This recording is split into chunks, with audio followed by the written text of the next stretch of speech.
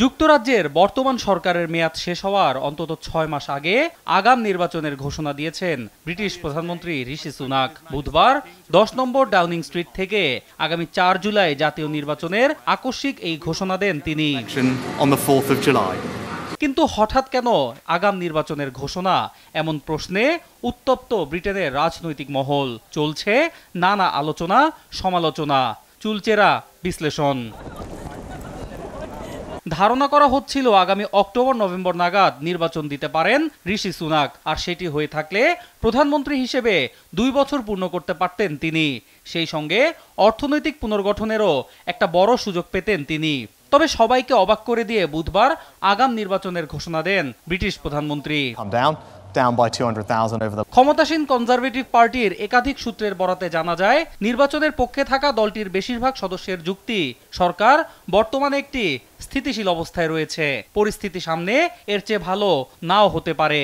সেক্ষেত্রে যত বিলম্ব হবে কনজারভেটিভ সরকারের ওপর থেকে ভোটারদের আস্থা ততই কমতে থাকবে। আর এ কারণেই ঝুঁকি এড়াতে আগাম নির্বাচন দেওয়ার সিদ্ধান্ত নিয়েছে কনজারভেটিভ পার্টির হাইকমান্ড। এছাড়াও বিশ্লেষকদের মতে আগাম নির্বাচন দেওয়ার আরেকটি কারণ হলো নির্বাচনী প্রচারণার হাতিয়ার হিসেবে অবৈধ অভিবাসীদের ব্যবহার করতে চায় সরকার। যুক্তরাজ্যে আশ্রয় নেওয়া বেশ কিছু অভিবাসন প্রত্যাশীকে রুয়ান্ডা পাঠাতে চায় যুক্তরাজ্য সরকার। দেশটির সঙ্গে এ বিষয়ে আগেই একটি চুক্তি হয়েছে যুক্তরাজ্য সরকারের, যদিও সেই চুক্তির বাস্তবায়ন এখনো শুরু হয়নি। বিশ্লেষকরা বলছেন, নির্বাচনী প্রচারণায় সেই পরিকল্পনার বাস্তবায়নের বিষয়টি ভোটারদের সামনে তুলে ধরতে চান প্রধানমন্ত্রী ঋষি সুনাক। এর আগে গেল ২ মে যুক্তরাজ্যের স্থানীয় সরকার নির্বাচনে ব্যাপক ভরাডুবির শিকার হয় ঋষি সুনাকের কনজারভেটিভ পার্টি। এতে প্রধান বিরোধী দল লেবার পার্টির আত্মবিশ্বাস বেড়ে যায়। সাম্প্রতিক জনমত জরিপেও এগিয়ে আছে দলটি। আর এমন পরিস্থিতিতে আগাম নির্বাচনে ২টি ঘটনার অবতারণা হতে পারে।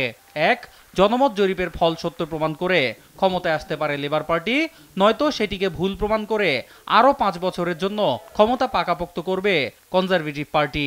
কেননা সাম্প্রতিক বছরগুলোতে সব জনমত জরিপ মিথ্যার প্রমাণ হওয়ায় এবারও এক্ষেত্রে বড় বিপর্যয়ের আশঙ্কা দেখা দিয়েছে।